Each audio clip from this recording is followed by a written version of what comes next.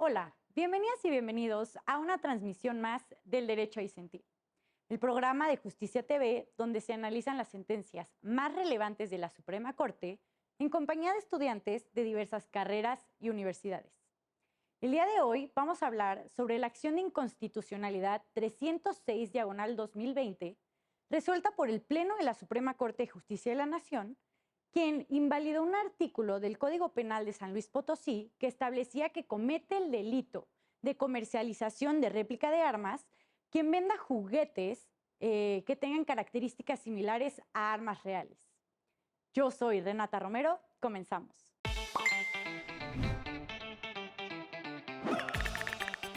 Hola, bienvenidas y bienvenidos a una transmisión El más Derecho a del Disentir, Derecho a el programa de Justicia TV en el que abordamos Justicia TV en las carreras.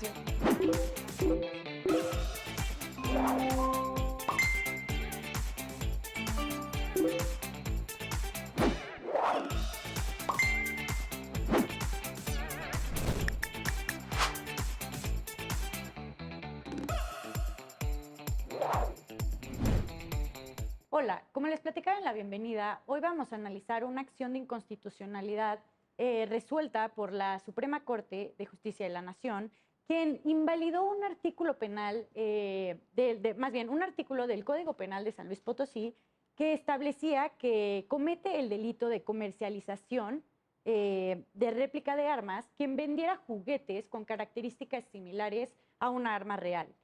Es un asunto sumamente interesante, en mi opinión, pero ¿qué les parece si nos vamos con nuestros invitados e invitadas?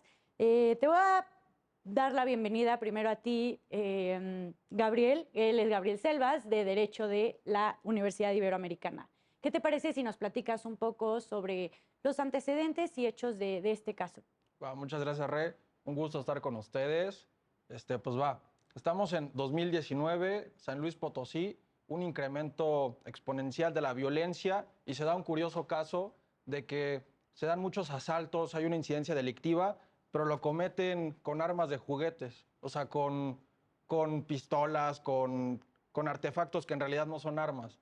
Entonces, el Poder Legislativo, a través de un diputado, presentó una propuesta para adicionar un párrafo al artículo 17 de la Ley de Sistema de Seguridad Pública del Estado de San Luis, donde se pretendía imponer una sanción administrativa a la comercialización de réplicas de armas. Sin embargo, ya en el proceso legislativo fue que se les ocurrió adicionar este tipo penal al Código Penal de San Luis Potosí, que es, como bien nos decía el artículo 287 bis. Entonces, este caso llegó a la Comisión Nacional de Derechos Humanos y presentaron una acción de inconstitucionalidad debido a que nos dice que va en contra del principio de último ratio, que quiere decir intervención. Sí, que el derecho penal sea la última intervención, ¿no? Exacto.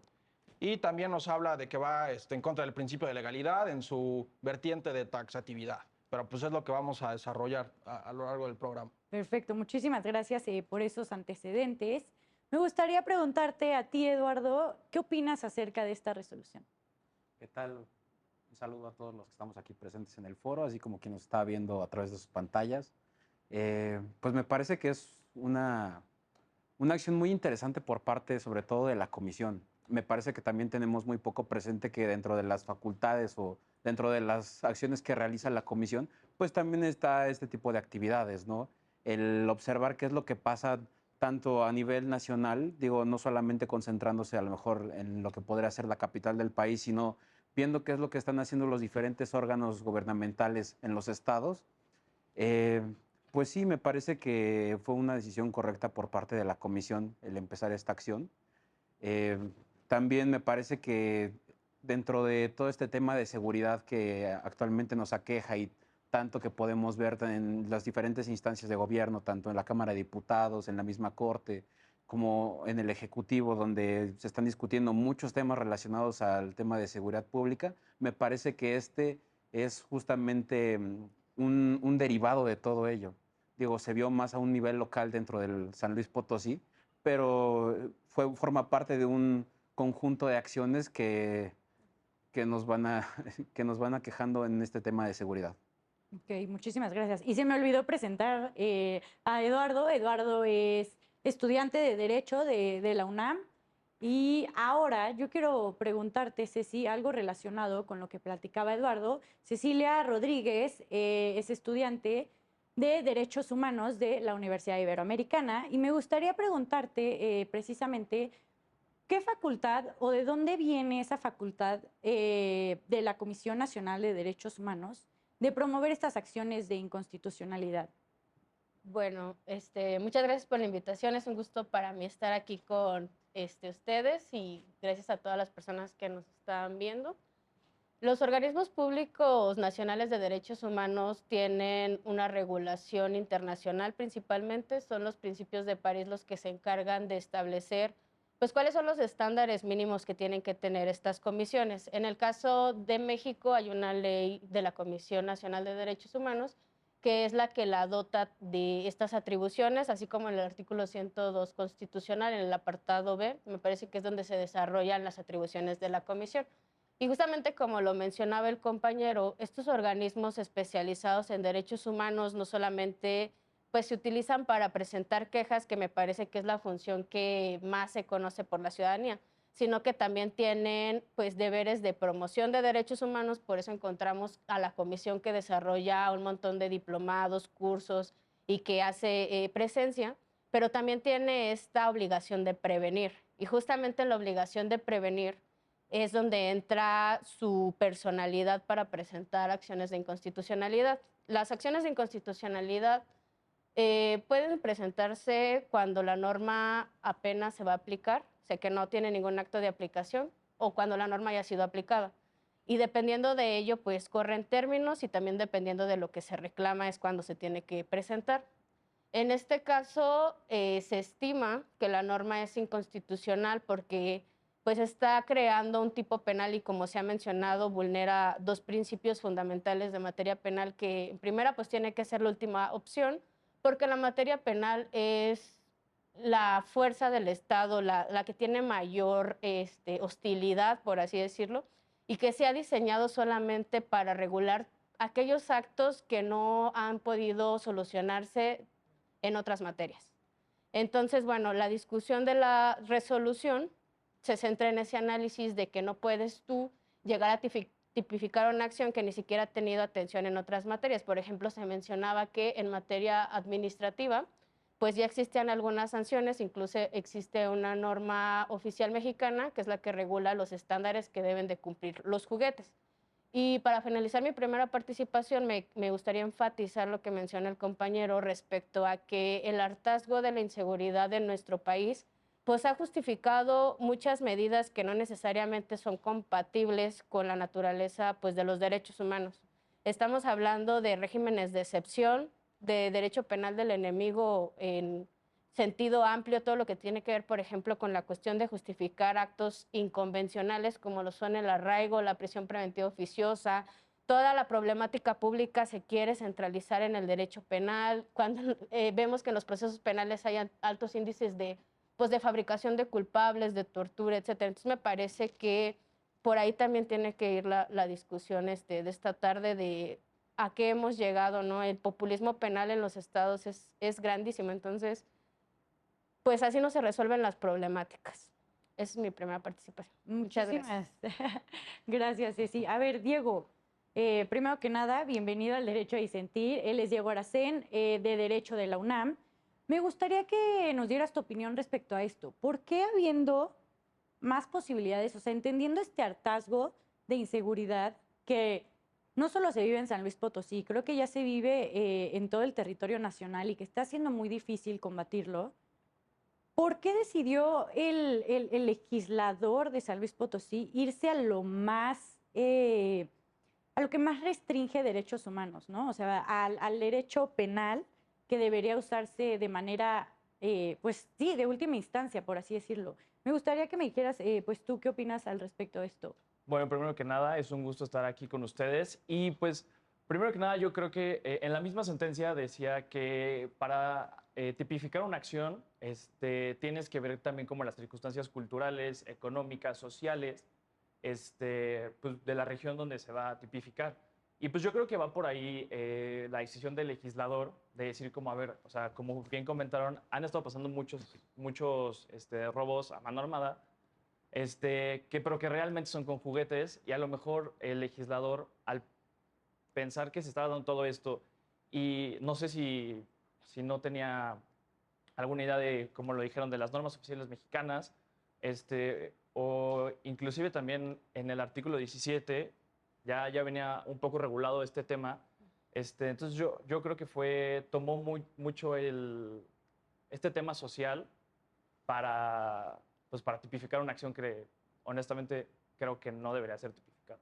Sí, de acuerdo. Y a ver, creo que, o sea, la mayoría de aquí, si no, creo que no, más bien creo que todas y todos aquí somos abogados y abogadas o estamos estudiando esa carrera, pero me gustaría como que, o sea, platicar contigo, Ich, de algo que me llama mucho la atención, que es, en general la sociedad cree que no hay otras medidas y que solo existe el derecho penal, ¿no? O sea, vemos cualquier comentario en redes sociales o en publicaciones de Facebook así, o sea, por yéndome a lo más básico y coloquial de métanlo a la cárcel, es un ratero. O sea, aquí lo que quiero decir es, ¿por qué o sea, cómo le explicarías a las personas que el derecho penal históricamente se ha visto que no es lo más correcto porque pues está en juego con los derechos humanos, ¿no? O sea, que como explicamos, debería de usarse de una última instancia, ya teniendo como otras alternativas que no funcionaron,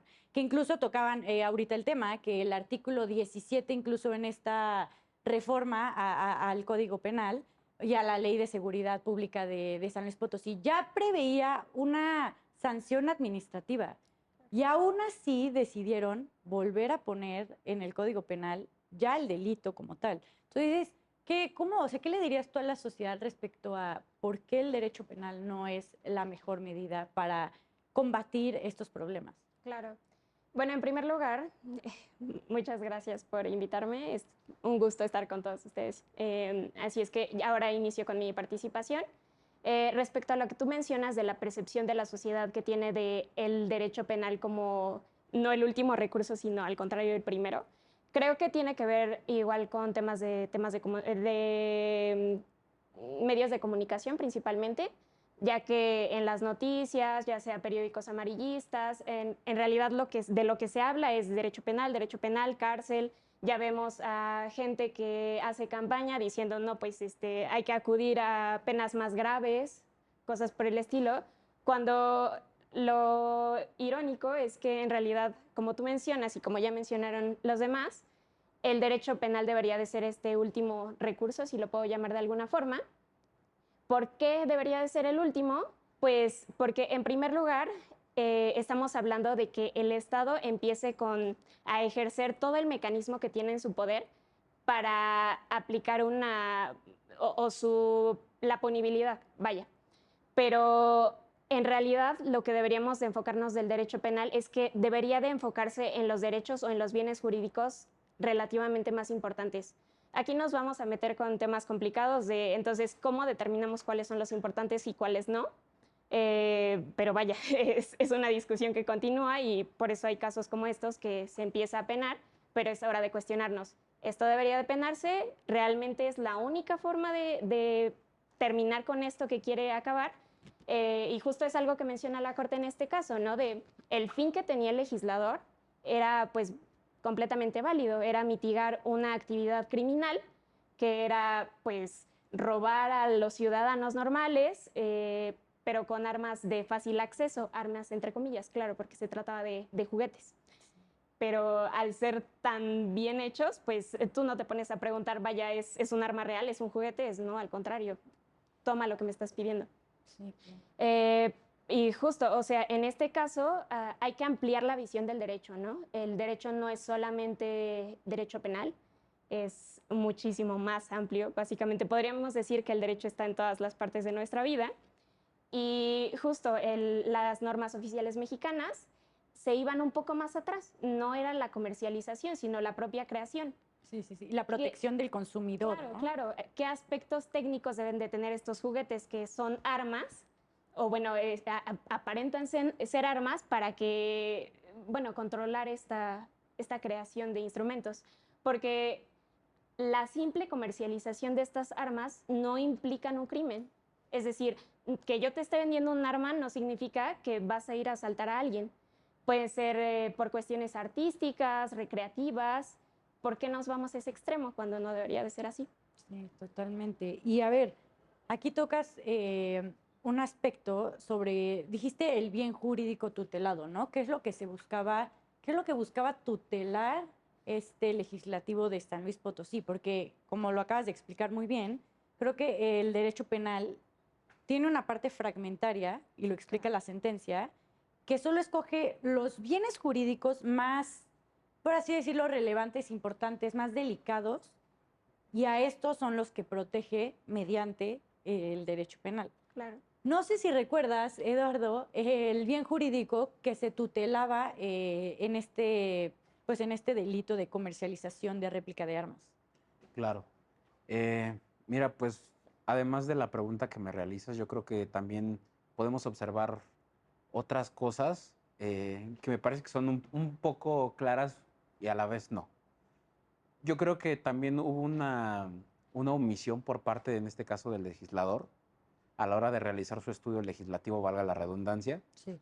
Digo, porque a final de cuentas, tanto existía la norma que ya comentan ellos, como también a la hora de crear un proyecto para una ley, para que modificar algún artículo o demás, pues debe de haber esa parte tanto por el legislador como por sus asesores. Digo, por algo existen los politólogos, ¿no? Y me parece que en cuanto a lo que comentabas del bien jurídico tutelado, eh, pues sí, forma parte de este tema de seguridad pública, de la sociedad. Justamente el llevar a las últimas instancias en cuanto a lo que fue el derecho penal y ese desconocimiento que comentamos anteriormente respecto a las demás leyes y a las demás ramas del derecho, me parece que también es importante para los legisladores y para el Ejecutivo, para el gobierno en general, para las instituciones, el dar a conocer a las personas qué es el derecho, más allá de que puedas conocer, porque dentro del colectivo y lo que puedan pensar las personas en general, tú dices abogado y dices, me va a sacar de la cárcel, ¿no? Y en este caso, o sea, justamente tanto se van por esa idea y a la hora de legislar dices, ¿sabes qué? Vamos a poner una ley para que quien venda réplicas de arma ya no te asalte, pues tú dices, adelante, ¿no? Sin saber que existen otras medidas de fondo, ¿no? Tanto políticas públicas por parte del Ejecutivo, medidas de prevención, tanto desde la educación en las escuelas, a través de los medios de comunicación, con la propaganda oficial, junto con medidas que se pueden tomar con las mismas instituciones de seguridad, tanto en otros ámbitos como exponiendo o modificando leyes en materias más cercanas a lo que es el derecho civil, el derecho administrativo, justamente estas sanciones administrativas que son un paso antes de lo penal y que forman parte como de este sistema jurídico mexicano del cual formamos parte, pero del cual no se da a conocer a la población. Me parece que también eso nos muestra el privilegio del que de alguna manera gozamos nosotros al conocer lo que son nuestras leyes, cuando los demás se les aplica, pero no las conocen. Sí, claro, tocas un tema muy interesante que es la accesibilidad del derecho, ¿no? En Correcto. general, ¿no? O sea, que no solo quien lo estudie lo entienda, sino que como está presente, como lo decía Ich en su intervención, está en todos lados, está en todas las acciones casi casi que hacemos y es importante que lo entendamos. Nos vamos a ir rapidísimo a un corte. Para los que están viéndonos en casa, no se nos vayan. Ahorita volvemos a El Derecho a Disentir. Muchísimas gracias. Ya estamos de vuelta en El Derecho a Disentir. El programa de hoy trata sobre una acción de inconstitucionalidad resuelta por el Pleno de la Suprema Corte de Justicia de la Nación, quien invalidó un artículo del Código Penal de San Luis Potosí. Ceci estaba tocando el tema en el bloque pasado sobre populismo punitivo y esta necesidad de acción por parte de los legisladores de los estados, ¿no? Pues sí, prácticamente creo que ellos dan la cara a la mayoría bueno, en realidad todos los servidores públicos dan la cara a la sociedad y buscan encontrar las medidas más acertadas para quedar bien, pero pues creo que como en este caso podemos verlo, no sucede siempre así. Gabriel, ¿qué te parece si nos platicas tu opinión al respecto de esto que estaban platicando de populismo punitivo? Sí, pues justo interconectando un poco de ideas con lo que nos decías de que el derecho está conectado con todo, podemos ver la relación con la política, porque la política necesita resultados, necesita acción, entonces la necesidad del legislativo, la necesidad del diputado de tratar de dar resultados, de tratar de demostrar que está haciendo algo y pues justo tratando de tipificar algo que necesariamente, como hemos venido platicando, necesita de haber pasado por medios de control que no son tan severos como lo es el derecho penal y que tienen que estar vulnerando a un bien jurídico tutelado que sea, bueno, tiene que ser una violación grave o delicada hacia el bien jurídico tutelado, que la comercialización de un juguete, que puede ser en forma de arma o no, pero pues de todas formas es la comercialización. Porque pues una cosa en sí no es ilícita, sino es el uso que le das, pero la comercialización per se, pues no es ningún riesgo al bien jurídico tutelado. Sí, correcto. Y a ver, a mí me llama mucho la atención algo y me gustaría ahora preguntarte a ti, Diego. Al final de cuentas, la pena que dictan no es pues demasiado grave, ¿no? Es una pena pecuniaria y aparte creo que se le decomisen esos juguetes en forma de armas. Sin embargo, creo que suena muy sencillo, pero no podemos omitir que quedarían los antecedentes penales, ¿no? Y me gustaría pues saber tu opinión sobre esto, o sea, ¿por qué? O sea, bueno, creo que sabemos que en la mayoría o en muchos trabajos te piden pues una carta de antecedentes penales. E imagínate que una persona se le viole su derecho al trabajo solo por el hecho de haber comercializado un juguete. Entonces me gustaría saber tu opinión al respecto de esto. Sí, a ver, es algo muy grave también el tener antecedentes penales por la simple comercialización de unos juguetes que a lo mejor creo que va un poco de la mano lo que voy a decir con todo esto que han dicho, que yo lo quiero resumir como una falta de cultura jurídica de la sociedad mexicana, incluyendo varias personas que son los responsables de reformar y de crear las leyes, y pues siento que por todo eso caes en lo mismo. Pero ya, regresando a esto, o sea, imaginemos que tú eres una persona que comercializa esos juguetes, que cumple, o sea, cumple con lo de la norma oficial y todo, y tú, por la misma falta de cultura jurídica, pues no te pones a checar el diario oficial de San Luis Potosí. Entonces, a ti, pues no estás enterado, no te enteraste que o sea, ahora está Sí. prohibido comercializar a lo que tú te has dedicado a lo mejor toda tu vida. Y siento que eso también es un acierto de la Corte, porque sí, o sea, ¿cómo vas a quedar tú como persona con antecedentes penales por el simple hecho de comercializar algo que has realizado a lo mejor un buen rato y pues que realmente no afecta al bien jurídico tutelado como es la seguridad pública y pues es... Sí, toca, bueno, creo que aquí hay un aspecto muy relevante que es el de la proporcionalidad de la pena y me gustaría preguntarte respecto a este aspecto o sea, ¿a qué se refiere esta proporcionalidad? ¿Nos podrías platicar un poco, Ceci? Sí, claro, pues la proporcionalidad de la pena es una de las características que deben de cumplir cualquier tipo penal. Se encuentra regulada en el artículo 22 constitucional y pues se refiere a que todos los tipos penales y las conductas que vayan a someterse al ejercicio punitivo del Estado pues deben de pasar un test, por así decirlo. Y dentro de ese test pues se tiene que acreditar que la medida persigue un fin constitucionalmente válido, que hay una necesidad y que aparte es la medida idónea. Y para pues establecer esta idoneidad se tiene que estudiar si es estrictamente necesaria o si no hay otras medidas alternativas que puedan solucionar esa problemática. Y justamente, pues, me parece que también se tiene que decir que el derecho penal no es preventivo. O sea, el derecho penal se utiliza cuando ya se está cometiendo el ilícito y nosotros lo vemos, por ejemplo, en este discurso punitivo de aumentar las penas de secuestro, de aumentar las penas en feminicidio. Realmente, desde esas reformas que pues existen y están incluso algunas hasta blindadas constitucionalmente con medidas como prisión preventiva oficiosa, que no ha disminuido la comisión de esos delitos, porque el derecho penal no es preventivo, simplemente. Y otra cuestión es lo que decían, a pesar de que ahora que tenían un trabajo por la Carta de Antecedentes Penales es inconstitucional porque se considera una cuestión discriminatoria, porque el derecho penal ya no tiene esta visión inquisitiva. Después de la reforma de 2008 y de la reforma de 2011, pues la piedra angular del sistema penitenciario es la reinserción social. Entonces, pues me parece que va a pasos muy lentos porque si vemos, por ejemplo, en números, en dónde están las personas que estuvieron privadas de su libertad, pues vemos que muchas no tienen empleo o todos los daños que genera la prisión. Si bien es cierto aquí no hay prisión, ejercitar todo el aparato del Estado para perseguir a comerciantes y sabiendo que además el derecho penal es altamente racista y que la gente que está y que es inculpada pues cumple con ciertas características. Recuerdo muy bien un estudio que realizó Intersecta y Así Legal, en donde mencionaban cuáles eran los perfiles de las personas que eran perseguidas por este derecho. Entonces creo que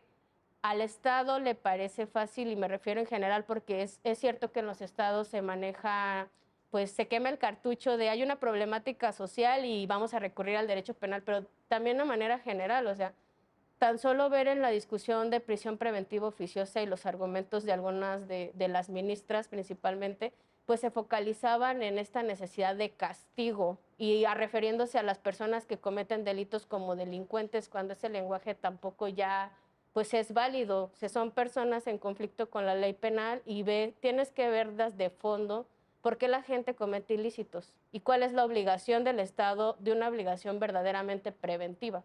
Porque esto de que solo los Hannibal Lecter, las personas, o sea, eso es un discurso chafísimo que yo creo que ya pues nadie se la cree. Y ahora en este momento de tanta violencia en nuestro país y de crímenes tan graves, pues ya no es tan válido decir que ahí están los tipos penales, porque pues no ha cambiado la realidad. O sea, hay conductas que sí tienen que ser penalizadas, por ejemplo, la tortura y otro tipo de cuestiones desde derecho internacional, porque han pasado justamente este test de proporcionalidad. Pero realmente hay otras conductas que ni siquiera deberían de existir y que se ha encargado la Suprema Corte y la Comisión de Derechos Humanos en poner sobre la mesa la discusión de su inconstitucionalidad. Y, por ejemplo, algunas cuando hablaban de injurias, ultrajes a la autoridad, esa es otra cosa que menciona la sentencia, los tipos penales deben de ser claros. Es el principio de taxatividad. En este caso no se cumple con esa claridad porque es demasiado abierto. Entonces creo que es inadmisible que haya pasado esto y aparte, pues yo soy de San Luis Potosí y veo que siempre está como el punitivismo. Hay una problemática pública y se quiere recurrir al derecho penal. O sea, hay que abrir más pues los ojos y ver que ese derecho pues no soluciona problemáticas sociales, que es lo que hemos visto. Sí, incluso creo que se ha perdido de vista esta parte que dices de la reinserción social, ¿no? Tocabas este aspecto de que incluso es inconstitucional este requisito de no haber tenido antecedentes penales o no haber cometido algún delito. ¿Por qué? Porque pierde todo el chiste de la reinserción social y pasa muchísimas veces. O sea, hay muchísimas leyes que la propia Suprema Corte ve que vienen de que se pide un requisito para tal cargo y se le pide en esos requisitos no haber cometido algún delito doloso. Y es como, no estás entendiendo el punto de toda esta reforma que hubo en el sistema, ¿no? Entonces, Ich, ¿qué opinas al respecto? Bueno, qué bueno sería que el simple hecho de hacer un cambio legislativo cambiara la sociedad, ¿no? Desafortunadamente esto no es así. Igual, hay veces que la sociedad avanza más rápido que el derecho, pero vaya, es bastante lamentable, ¿no?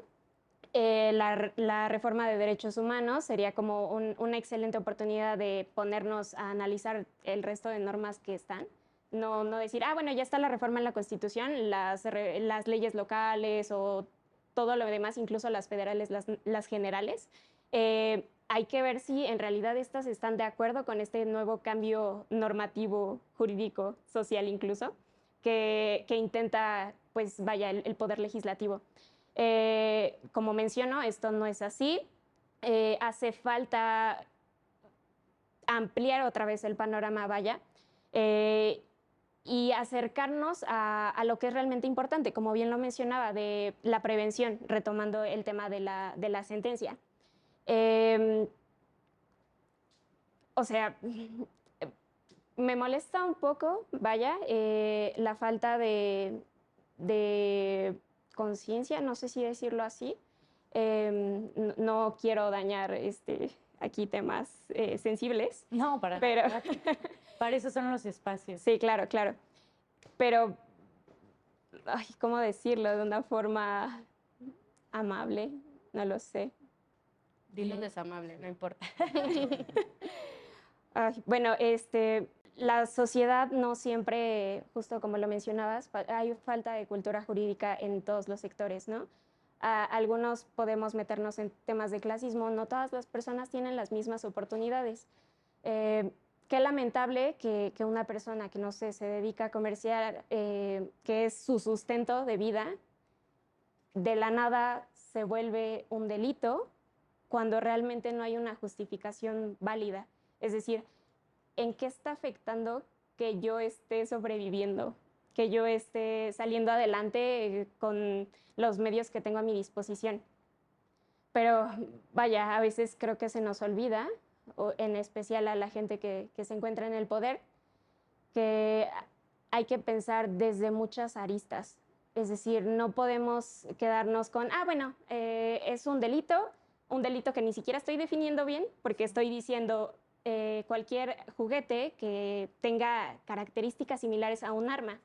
Pero vaya, ¿qué arma? Ellos estaban pensando en armas de fuego.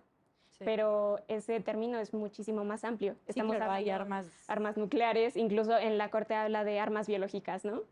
Y es como de, ¿y ahora qué procede? Punzocortantes, ¿no? Instrumentos de cocina. Un niño o una niña que quiera jugar a la cocinita, ay, mamá, cómprame un cuchillo. Ay, papá, cómprame un cuchillo. Híjole, es delito. Sí, es pequeño. ¿Qué pasa ahí entonces?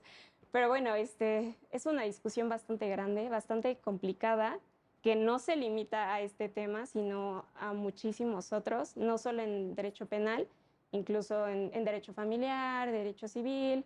Es de cielos, esta norma está bastante cuestionable, ¿no? Y se supone que estamos cambiando la perspectiva para ir en pro de derechos humanos. Igual, la Corte, afortunadamente, con la reforma recién de hace 2 años del 2021, pues intentamos ver que la Corte empiece a tomar temas más selectos, ¿no? Que generen un gran impacto y no de, ay, es que era un tema de legalidad, pero pues le toca a la Corte resolverlo. Pues no, hay que hacer un cambio a favor de la sociedad, vaya. Hay que cambiar y que las cosas vayan fluyendo y genuinamente se presente un cambio favorable en todos los aspectos. Desafortunadamente esto es lento, como lo menciono, no es de hice una ley, ya cambió la sociedad. Sí, claro. Pero a ver, estamos hablando de una reforma de derechos humanos que viene de 2011. Sí, claro. Ya son bastantes años para que, evidentemente, o sea, entiendo que es un desarrollo y es un avance y es algo progresivo, pero sí impacta que los propios legisladores busquen atacar estos problemas que obviamente afectan los derechos humanos, por ejemplo, pues no sé, ¿no? Que no te roben si estás, porque creo que ponía muchos ejemplos del transporte público, ¿no? O sea que la mayoría de estos asaltos que se daban eran en transporte público o caminando, etcétera. Entonces busca proteger eso, pero al mismo tiempo sigue violando los derechos humanos, solo que ahora otros derechos humanos, ¿no? Entonces es como contradictorio esta parte. ¿Qué opinas, Eduardo? Me gustaría respecto a lo que han dicho tus compañeras y compañeros. Claro, justamente este ejemplo que comentabas respecto a los asaltos en transporte y demás, me parece que lo que comentaban, o sea, están estableciendo una técnica, una táctica legislativa más populista en la que dicen, ok, te están asaltando, lo metemos a la cárcel, claro que sí. O sea, me están asaltando en el transporte público. ¿Qué vas a hacer al respecto? ¿Lo vas a meter a la cárcel? Ok, ¿por qué no me das un mejor transporte público? ¿Qué puedes hacer tú desde tu punto de partida o desde tu trinchera como legislador para brindarme a mí un mejor transporte público y que a lo mejor no tenga que ir en un... O poner policías, ¿no? No, deja tú poner policías, más allá de eso, o sea, el encontrarte en una unidad que para empezar sea segura para tu movilidad. Sí. 2, que esté bien iluminada, que esté debidamente registrada y que la persona que la está manejando esté debidamente registrada ante el Estado y que sepas que cuenta con las facultades o que simplemente se encuentre su documentación en regla. Me parece que desde ahí es el punto de partida. Las rutas por donde transitan estas unidades de transporte público es lo que hace que se vuelvan inseguras, porque además, si tú transitas por una autopista, una carretera, en una combi, en un camión, donde evidentemente no va a haber un policía en 1 kilómetro, es desde ahí, o sea, se tiene que ver por parte del legislativo más el tema desde el fondo, el por qué pasan. Insisto, hace falta un estudio más amplio respecto a qué es lo que está causando esto, no simplemente me está pasando esto, lo voy a meter a la cárcel. Es tapar un agujero, una grieta, una gotera con un dedo, mientras por el otro lado sigue saliendo y sigue saliendo el agua, ¿no? Me parece que eso es fundamental para entender un poco esta decisión por parte de la Corte. Y por otro lado, me parece que también es importante el tener en consideración cómo el tener este tipo de asuntos en la Corte nos acerca justamente a este tipo de debates.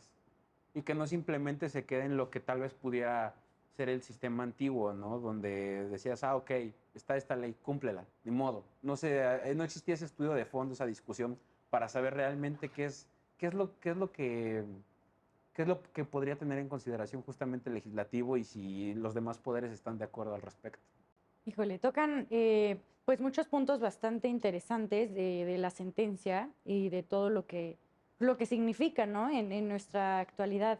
Nos vamos a ir rapidísimo a un corte. No se nos vayan a los que nos están viendo desde casa. Ahorita volvemos. Esto es el derecho a disentir. Ya estamos de vuelta en el derecho a disentir. Estamos platicando sobre una sentencia de la Suprema Corte de Justicia de la Nación, donde se invalidó un artículo del Código Penal de San Luis Potosí que establecía que era un delito comercializar juguetes con características similares a una arma real. Pues respecto a lo que hemos estado tocando, me gustaría dirigirte la palabra a Gabriel. ¿Qué opinas respecto de esta sentencia de la Suprema Corte y su importancia, ¿no? O sea, bueno, sí, te lo dirijo así nada más. Pues lo que hemos venido platicando, yo creo que se puede consolidar en primer lugar en la importancia de que la Suprema Corte empiece a analizar este tipo de casos, en que se resalte la necesidad de traducir el derecho internacional de los derechos humanos, la reforma de 2011 en la legislación, no solamente nacional, sino también local, pero también me gustaría señalar o resaltar la importancia de la Suprema Corte como contrapeso, porque por más de que es el poder legislativo de San Luis, pero tratando de apartarnos de este sistema penal inquisitorio y que intervenga y que nos diga la importancia de ponerle un alto a tipificar una conducta y recordarnos que existe un principio de la mínima intervención, el principio de legalidad. Entonces considero que es de mucha relevancia la tarea de la Suprema Corte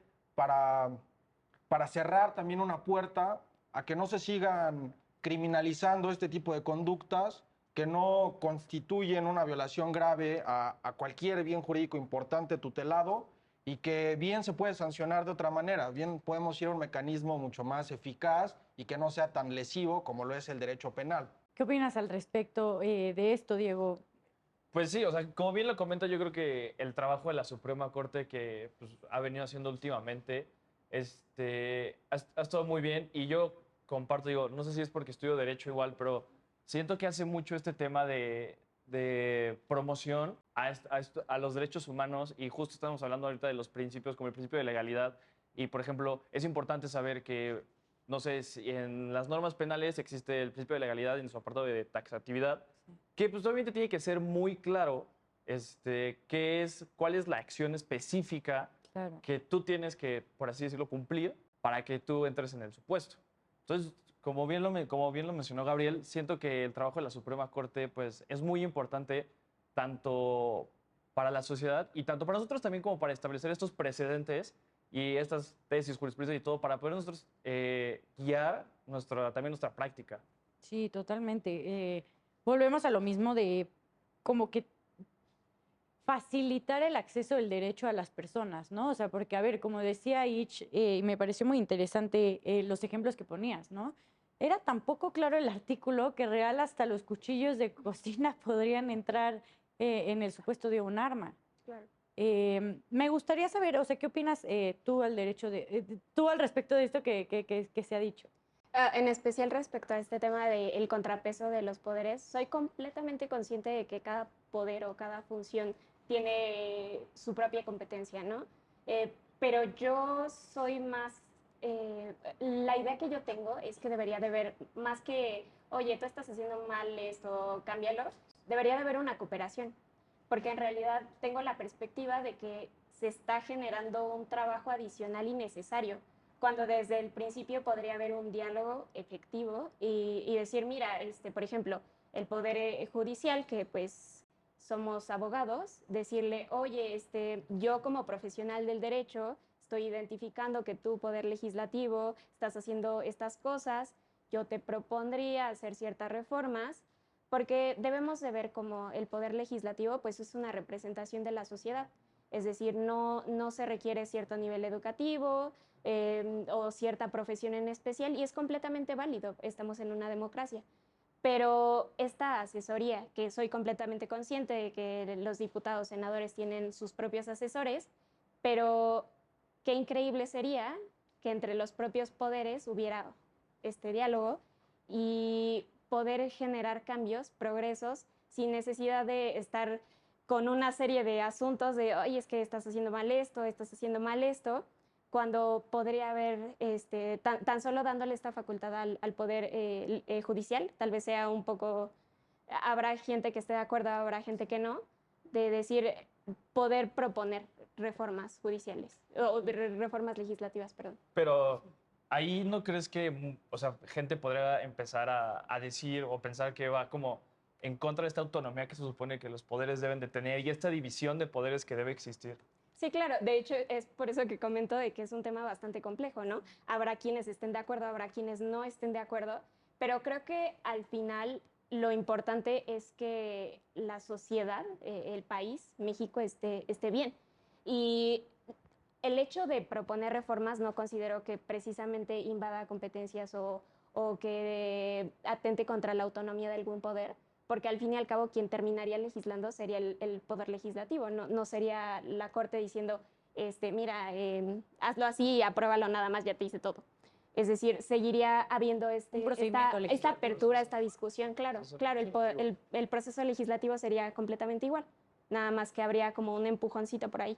O al menos es la perspectiva que yo tengo. No, está súper bien. O sea, a ver, como dices, hay gente que va a poder estar de acuerdo contigo y hay gente que te va a decir, pues bueno, a ver, creo que hace poco sucedió el caso que el ministro presidente de la Suprema Corte presentó una ley, una ley para combatir el feminicidio y fue muy juzgado. O sea, no entendió y él desde un discurso, como lo practicas tú, de coordinación y comunicación entre poderes, o sea, que no tengas que invadirlos porque pues cada quien hace su chamba, pero claro que para la sociedad sería mucho más, por así decirlo, positivo que todos se pusieran de acuerdo y se juntaran ideas y se juntaran perspectivas, ¿no? Porque es muy distinta la perspectiva de un juzgador a la perspectiva del legislador o la legisladora, ¿no?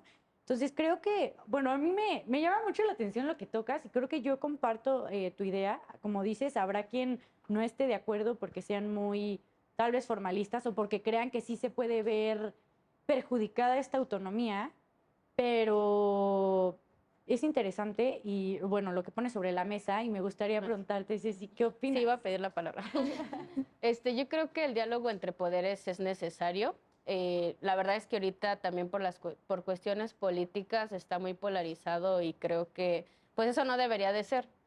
Existen herramientas legales para que los poderes pues puedan dialogar, como lo menciono. Y también no perder de vista pues cuál es la función y el mandato de la Comisión Nacional de Derechos Humanos, que al final del día es un organismo público especializado en la materia y que tiene estas atribuciones. Incluso pues los poderes legislativos pueden solicitarles opiniones técnicas a la comisión sobre ciertas propuestas. y también la ciudadanía puede hacerlo. O sea, creo que también hay un desconocimiento de cuál es el mandato de la comisión, y pues la comisión es un órgano que tiene competencia a nivel nacional y aparte pues cuesta muchísimo al Estado.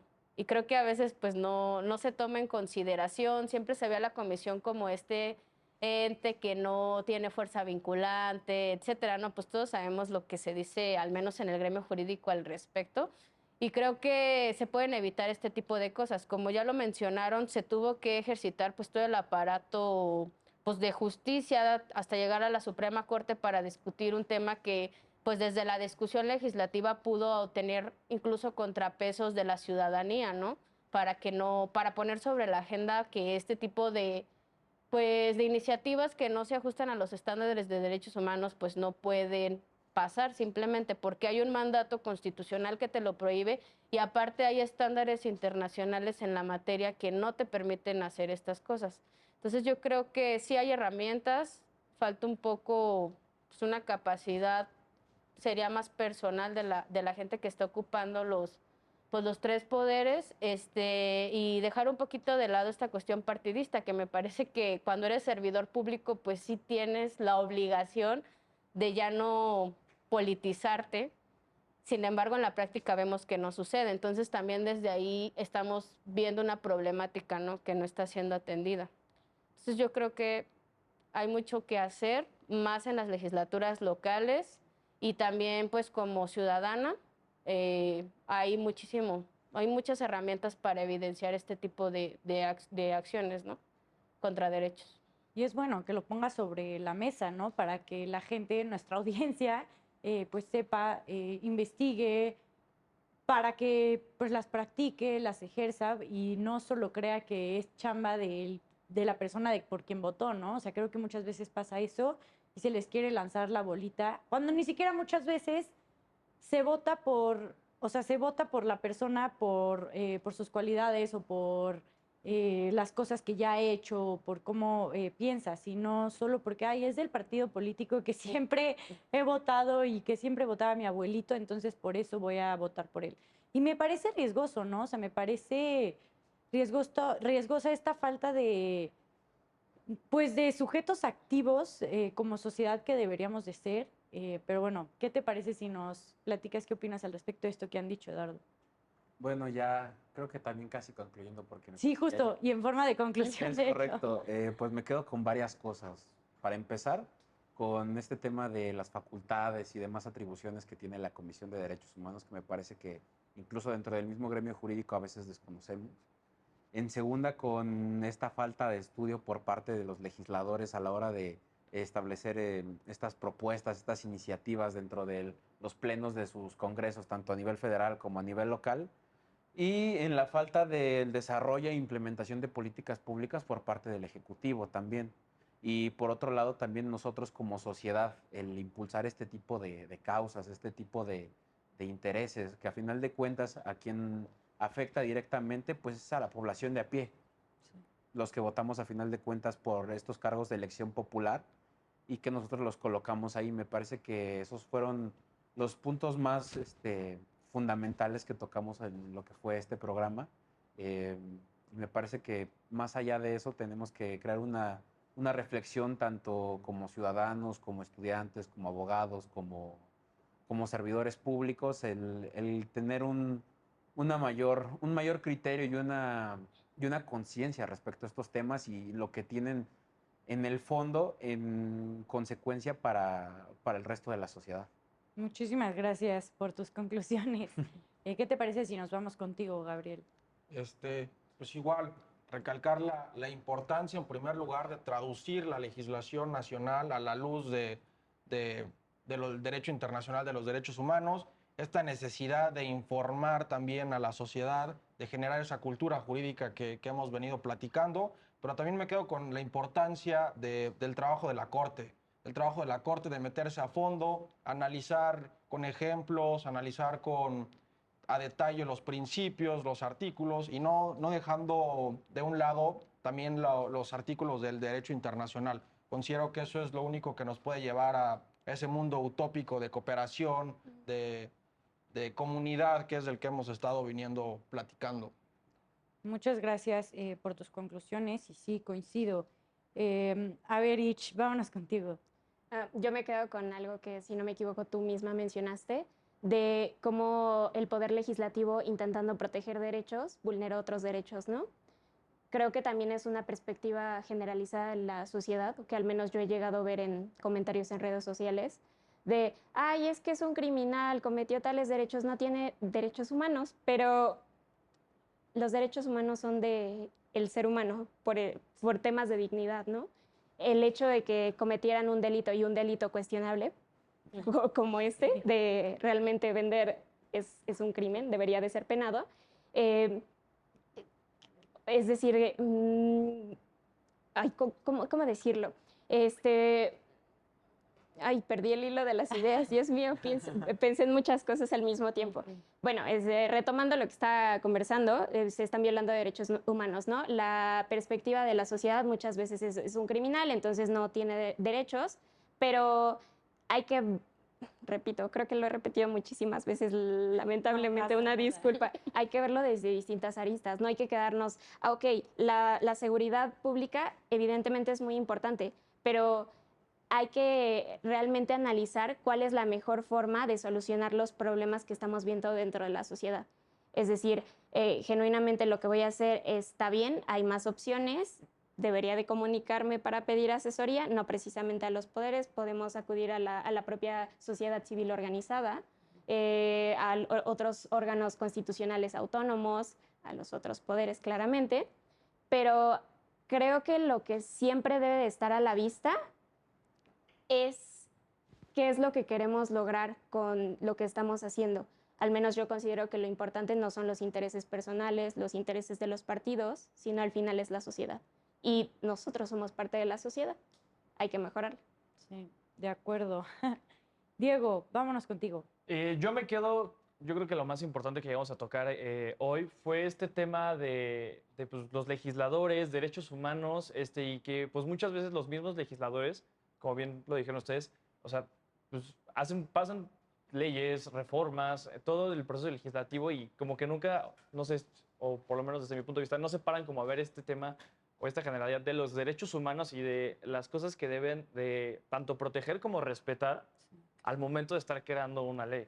Entonces yo creo que yo creo que eso es lo más importante que llegamos a tocar, que estos legisladores tienen que tomar más en cuenta pues estos derechos humanos que muchas veces ellos no tienen idea por lo mismo de que no se les pide una profesión o ese tipo de cosas, pero yo creo que eso es lo más importante, el que los legisladores tengan muy en cuenta qué derechos tienen que proteger y qué derechos tienen, o sea, que tienen prohibidos como traspasar. Sí, claro, o sea, respetar, ¿no? No, Sí, no, justo. no pueden invadir por proteger otro.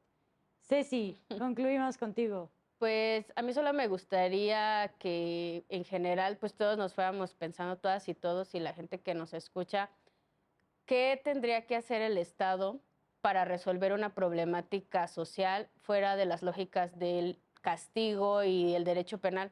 Porque creo que ahí es donde está el meollo y donde estamos fallando, o sea, que no se están presentando pues verdaderas soluciones, sino como mencionaba el compañero, solo se está tapando el sol con un dedo y pues la verdad es que la realidad, la crisis de derechos humanos en la que vivimos ya es insostenible, o sea, están pasando muchas cosas que ha hecho invivible y que incluso pues nuestro Estado de Derecho ha bajado impresionante. O sea, ya hay instituciones internacionales preocupadas al respecto, organismos internacionales que han mencionado y que han puesto sobre la agenda esta preocupación.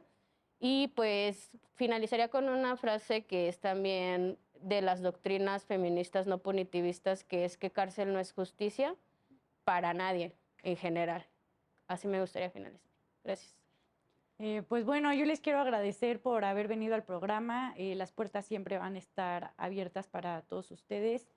Sin duda fue un asunto bastante relevante que tocaba muchos temas, pero como siempre, respetando, o más bien resaltando la importancia de los derechos humanos y que ni un particular, ni la propia autoridad, ni el propio Estado los pueda pues vulnerar. Para los que nos están viendo en casa, yo les quiero agradecer por acompañarnos. Esto fue El Derecho a Disentir. Yo soy Renata Romero. Nos vemos a la próxima. Muchísimas gracias.